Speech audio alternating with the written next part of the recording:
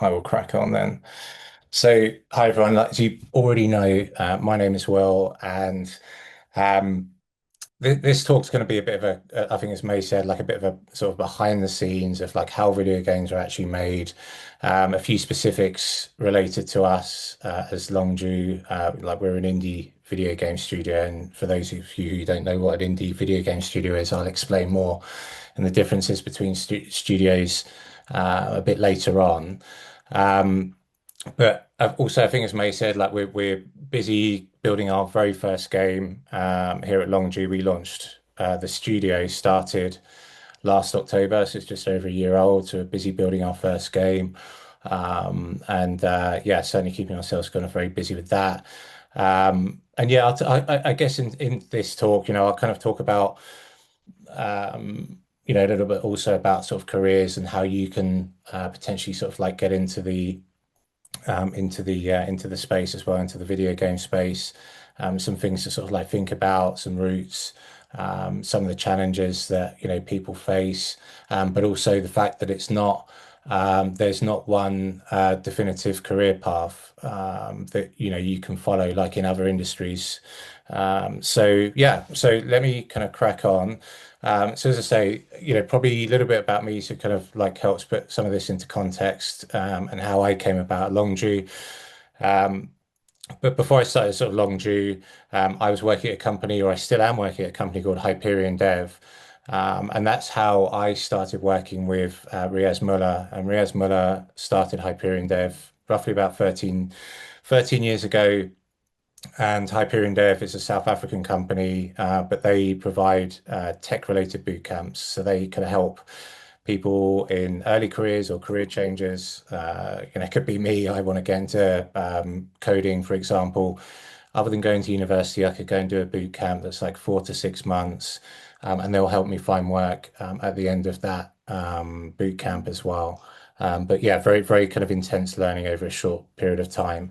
Um, so that's how I met Riaz, and then I guess yeah, over a year ago, I think it was kind of around August, September, I randomly get a call one night from Riaz, and without boring you with the details, basically said, "Do you want to help me set up a video game studio?" So I was one of three people that originally kind of helped set up Longdew. Um, and yeah, it's been an exciting kind of journey up until now. I think, m maybe some of you also play video games yourself. We all do, and here at Longdew, and I think certainly for me, I didn't have an appreciation for what goes into kind of like making a video game until I started working at Longdew. So yeah, let me kind of move on to the next slide. Um, I think as I mentioned earlier, Longdew is what's called like an indie video game studio or indie studio. And essentially what that means is that it's a small studio. I think we've got around 15 people kind of working for us at the moment. And typically like indie video game studios are pretty sort of flexible, very creative. Everybody contributes in lots of different ways. I think, typically in a studio of this size, you'll wear multiple hats, which is very different or unlike a AAA studio, could be like EA or Ubisoft if you've heard of them, where you'll typically have like a very core role and you kind of stay in that particular lane. So like here, we encourage people to kind of step outside of their lane, so to speak, and be very creative and contribute to the wider game. And I think, as I said, there are different types of studios, and some you may have heard of, um, but the studios typically tend to kind of fall into a few different sort of categories. As I said, you've got the indie video game studio, which is typically, smaller, creative, more flexible teams. They also sort of tend to work on much more limited budgets, in terms of the game development side of things. So quite often, indie video game studios will, go after funding in different forms. in order to kind of help build the game, hire the people that build the game. Then you have AA studios. So they're like your kind of mid-size studios. So they're kind of obviously slightly bigger, got a little bit more money to kind of throw at things. Um, their teams are a little bit more defined, I guess. So people at this point, if you're working for a mid-sized studio, typically being part of a bigger team, your role is beginning to be quite sort of like focused in that particular area or team that you're sort of working in. And then you've got the big hitters like the AAA studios, as I said earlier, like Ubisoft, EA. They it sometimes feels like they've got unlimited budgets, and their team sizes completely dwarf, someone like us. They're what, to put it into perspective, one team could be the size of our entire studio. Um, if not bigger. So they have much more to play with, and yeah, far greater kind of budgets. And look, each studio, each environment, offers people different things. And I think whilst I'll talk about this a little bit later, um, a lot of this is like each to their own. Some people like working in that smaller environment and being closer to their work, and some people prefer that, working in a bigger studio, working on the bigger titles, that, EA or Ubisoft, may be working on. You even get, like, on the flip side, you'll even get solo developers as well, who will build a game, completely solo, and they can do very well. They can kind of do very well for themselves. Sometimes that can even be a platform to bigger things. There's been plenty of people who've done that as solo developers and built very simple games, and done very well for themselves.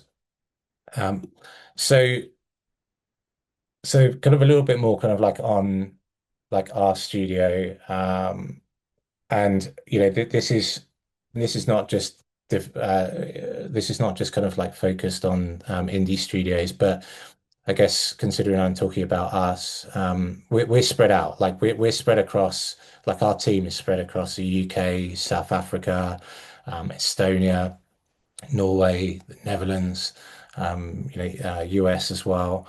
And different parts of Europe. So we're not all sitting in the same room. We're like fully remote. Like me, kind of sat in my garden office here doing this. But that's kind of my day to day, and the same for a lot of the others. Um, People will be working in kind of like home offices, co-working spaces, even their bedrooms. I think we've had a few people that have worked for us who've even been working in their garden shed, that they've converted to an office. So yeah, again, like each to their own, but we're, fully remote, spread out all over the place. Um, and yeah, to be honest, like remote development, like is much more of the norm now, especially for teams like us. And it means that we can sort of like build games with, I don't know, like people that we may never have met in person, but we still feel like incredibly connected to. And I think what's really interesting is how like different everyone's background is as well. And you could say that everybody puts a little bit of themselves into the game. At some point, whether you're a writer, an artist, or something else. Um, and I think, as I alluded to earlier, like we've got there's almost not one person in our team that has gone down a traditional route, or what you would think to be a traditional route, in terms of how they got into the video game space. And that, for us, like as a hiring team and part of my role, that's what interests me the most, and people's kind of backgrounds. Um, we've got people who kind of have, moved and lived in multiple countries. Um, they've come from completely different industries, could be like film, they've written books, the list goes on. They've kind of worked in tech. Even some have kind of come from education. Um, so so I think one person that stands out, and he worked on the game that kind of inspired our game, which was a game called Disco Elysium. A guy called Martin, who's one of the writers here, lives in Estonia, from Estonia. He uh, he had no he had no video game experience whatsoever. Actually, their entire team had no video game experience whatsoever. But one day they decided they were going to build a game, and they ended up building Disco Elysium. It wasn't as it wasn't all roses, but they kind of they got there in the end. And when they finally did launch the game and the game came out, they ended up winning a BAFTA like for that game. So you could have, I think the learning from that is that you can work for a very refined studio, AAA studio, work on some big titles. Um, and awards aren't everything, but but you can kind of come from a background that isn't video games and kind of build this game that people love, and they've got a very passionate fan base over there. So it really is kind of like a mix of backgrounds in the video game space, and and I think so it's not just code and artwork, it's like the whole group. I think collectively everybody is contributing something, whether it's personally or based on their role, their day-to-day job. Um, and I guess the game we're building, and I'll kind of just briefly kind of talk about the game that we're building, but game we're building is Hometown. So that's a role-playing game or kind of RPG game. Um, and a little bit like Disco Elysium, which was a game that kind of inspired us to kind of build this game. It's very, it feels like you're playing, or you're kind of in this novel, this book. So it's very story rich. Um, it's a game about people, their choices, and the things that we sort of like carry inside us. It's like that kind of very human, like emotions and experiences that we have like as like human beings every day. And as I say, the inspiration came from Disco Elysium, um, and uh, and I think that's in terms of kind of where all this started.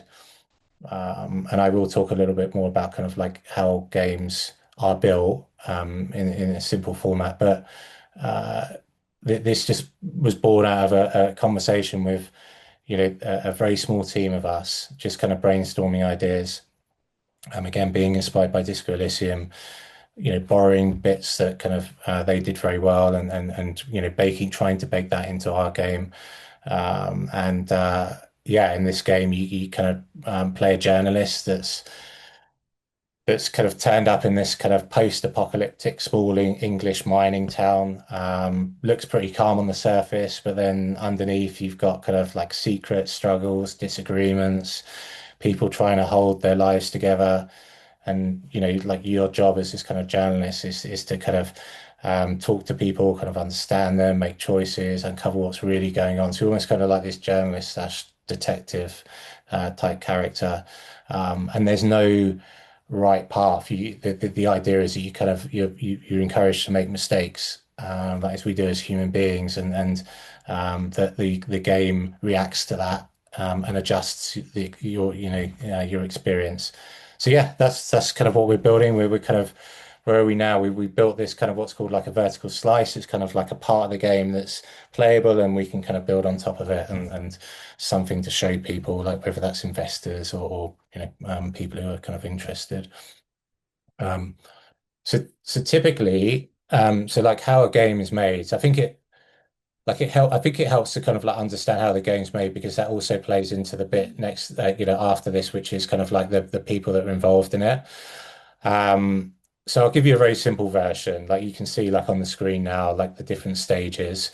Um, and it doesn't matter whether you're an indie game studio or AAA, typically they all follow like this, this stage. Um, so the idea stage is kind of what I was alluding to earlier, like where we began. So it's kind of like where everything begins. And the creative team or the core team, the early team, trying to figure out what the world's going to look like, um, like if you're a player, what would this feel like? What's the story? What's the theme? And then you've got big part of that team is kind of like writers, artists, designers, um, and it's the kind of the early bit is like the messy bit, the chaotic bit, like just full of like drawings, notes, arguments, imagination. All of that just comes into that kind of like early stage. And then out of that comes, the idea for the game. And that's when you kind of start to then move into that kind of pre-production phase. So kind of testing the idea. So that's where we're kind of starting to kind of plan and doing some early testing. The designers try out, like game designers try out a few little bits of the gameplay, kind of what I was talking about with the vertical slice, that we have now. This is kind of the stage we're at. So we're starting to kind of play with the game, the physical game. Is it fun? Does it do what we expected it to do? The artists are sketching like early characters and environments. Engineers are kind of building small prototypes of the game, like these vertical slices. And writers are then, in our case, the writers are starting to kind of build out the script, the narrative that goes into the game. And there's a lot that goes into the branching. So every time you engage with a piece of text, for example, it would take you off in a different direction, different script and content. And the goal really is, as I said, to create this kind of vertical slice. So we've got something that we can kind of start to build on top of. And then where we're beginning to move into and what happens next is that production stage. So let's start building, like essentially, like start building the whole game. So this is like a huge one. Yeah, massive one, a massive step to take. So this is where like a lot of the work happens. So you've got the art team creating characters, like they're refining worlds, like animations, like how the characters and background react to certain things, the props, the visual effects. So like our game is a very painterly style game. So it's kind of like almost kind of like it looks like brushstrokes on the screen. And that's actually really challenging to try and take from a piece of paper or a computer screen and then kind of put that into a video game. Then you've got like the designers, they're kind of working on the levels, the missions, systems. Um, our game doesn't have any combat, but if it did have combat, then they're kind of the designers are working out kind of like how the combat works. And then you've got writers who are start to refine a lot more of like the quests and the dialogue and choices and sequences that I alluded to earlier. As you're talking to a character, the choice in terms of how you respond to a character then takes you off in a completely different direction and stuff. And then obviously you've got the engineers who are kind of then building all this stuff. And you've got audio as well, like soundtrack. If your game's got voice audio as well, starting to kind of bring that in. So yeah, production's got like you've got like project managers also in there as well, trying to keep all this together and keep people focused. And then once that's done, moving to testing. Essentially, what you're trying to do there is break it, like break the game. It's very similar to software development. You're trying to break it. You built this thing now, um, and you give it to the QA team, and they play it to death. And as I say, try and break it, find bugs, catch any weird behaviors, anything that they can find that is unexpected. And then we'll fix that. So we'll kind of polish it up, make it feel more amazing. Maybe make a few iterations as we go along. And then, yeah, then we're ready for launch. So we've already done this ourselves, but create trailers, all the screenshots, all the social media, like the press kits and stuff, like everything, sharing it with influencers on YouTube or wherever, to get them talking about the game. So that's like a massive thing, to kind of get that out there. Um, and we've got communities that we run also as well. So we're busy building our own community. So then when we do launch, and kind of people can have influence on the way the direction the game goes as well. But that, community is huge for us in terms of kind of building the anticipation for the game. Um, So so that's kind of like the kind of the full journey in you know in a overly simplistic way. But yeah, hopefully that kind of helps you kind of understand what goes into like making a game. And I think this is the bit that I didn't have the appreciation for, being like a you know a player of games. And you just as a player you just get the game and you play it and hopefully you like it. If you don't, you don't. But yeah, and as I said, like in terms of like the people that we've got on our team and the people that typically work in the gaming industry or in teams, I think it's important to understand. So like you typically have like a creative team. So this team will include like writers, they're also known as narrative. You'll have designers. So they're not designers in terms of the like the visible bit, that's the artists, but the designers are designing like the mechanics. So it could be like if you know if you click on an object, how it reacts in the game. Um, so typically they like imagine the world, design the gameplay, create the characters, the environments, the quests, and the look and the feel of the game. Then you've got the technical team. So these are like the engineers and the you know the technical artists. So they make everything work, like the coding mechanics, building the tools, fixing bugs, optimizing things, essentially just cre helping create the creative ideas come to life.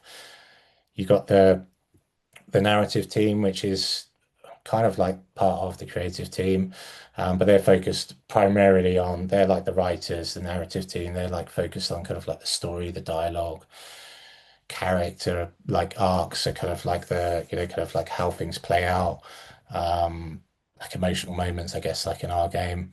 um Audio team, pretty obvious, but you know they're kind of like music, sound effects, like the ambience, voice. And then the QA team, so they're obviously the guys kind of testing the game.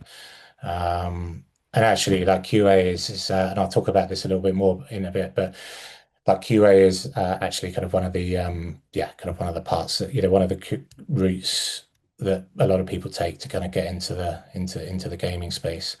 Um, and yeah, that kind of leads me on to this, like in terms of like how you can get into the industry and some realistic sort of entry points. And like QA is actually like one of those entry points that a lot of people go through. It's by far the most common. So you don't need a degree, you don't, but you do like in this role, like you get to work in, you know, get to work with every team. You learn about how games were really made. You get exposure to production, design, art, engineering. And yeah, like that's where you start to build relationships and you start to learn and you get curious and start to make those connections with people. And you know, I've spoken to people who are now kind of leads or directors of, but they all started in and around this role, and just kind of grew, you know, grew from there. So it's a really great way to kind of get into the industry. Um, and you know, kind of it can lead into design, narrative, production, art. There's so many different ways you can kind of do that. Other ways you can get into the industry or into sort of studios is being part of like a community or kind of player support roles, so like customer support, they're also really good. Like junior production roles or coordination roles, they're also really good because they're kind of like a bit like a product manager. Um, and you know, they're kind of like keeping the teams focused on the game build and making sure everything is kind of going in the right direction. They can be really good roles to sort of like get into and grow into. You know, if you're kind of, you know, lucky enough to, you've got the skills to kind of get into more kind of creative and technical junior roles. So kind of like junior artist, junior writer, junior programmer.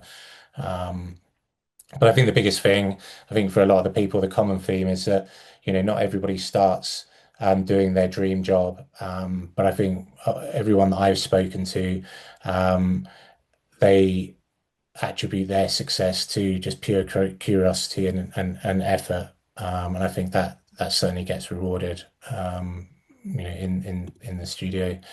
Um, but look, it's not all like plain sailing. I think like I wanted to kind of like share something sort of like important that and that doesn't always get sort of like mentioned, that whilst working in like the video game space is exciting, it's like creative, it's collaborative, like it can also be tough, like it's really competitive.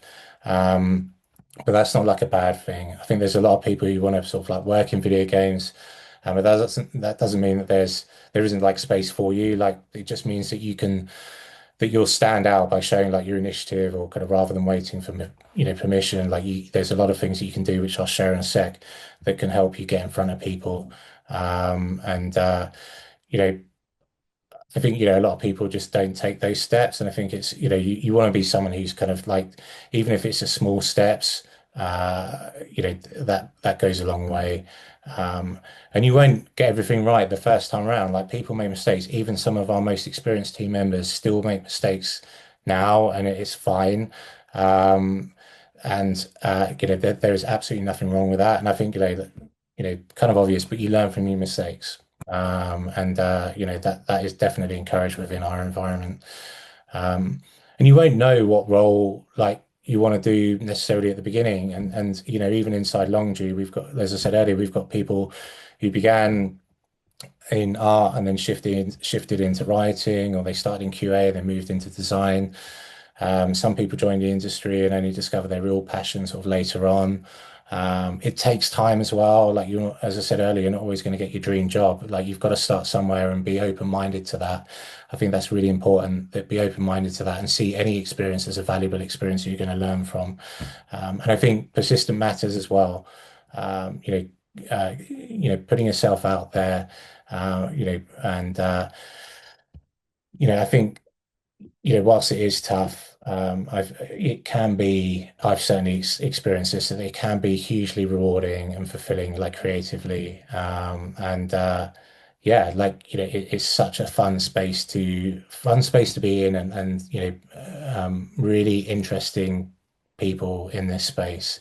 Um, and I think, like, realities aside, I think there's a few things that I alluded to earlier, but I can kind of share a little bit more on before I finish. And I think it's like starting small. I think that's one of the things. I think it can be so easy to go, oh, I'm just going to go all big. Like I want this job, and go all in on that one. And there's nothing wrong with that. But I think what also can help is that by starting small, and whether it's kind of like building a portfolio, so that could be like just sketching stuff out, small things.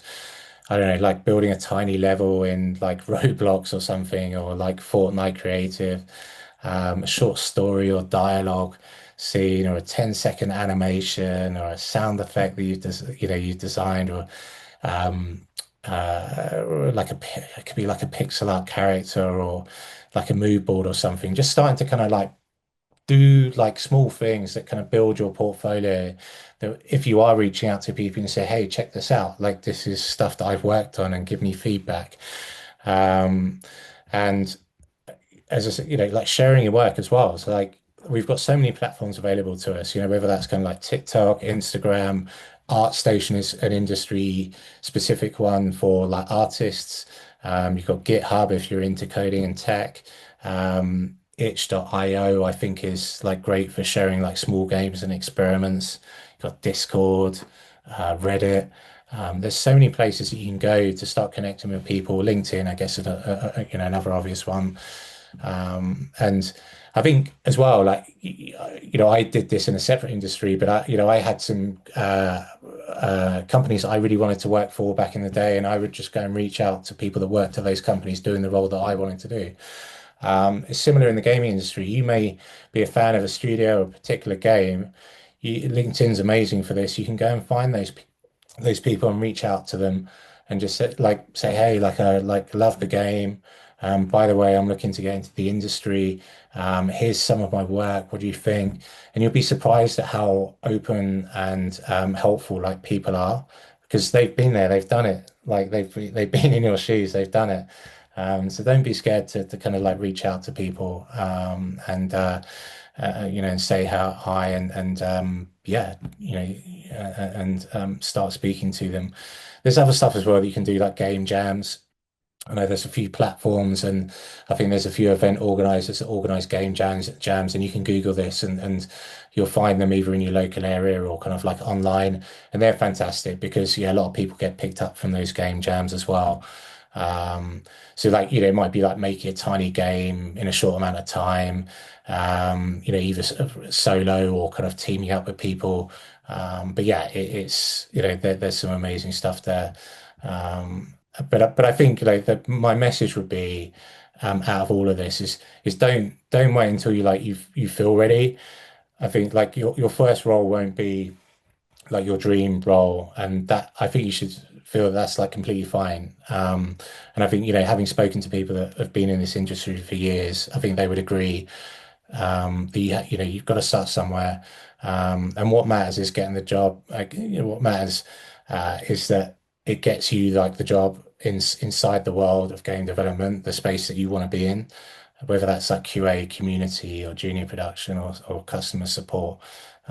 Once you're in, that's your opportunity to learn, be curious, get in front of people. So yeah, I'll kind of end on that. Hopefully, this has kind of been helpful, and yeah, kind of back to you, mate.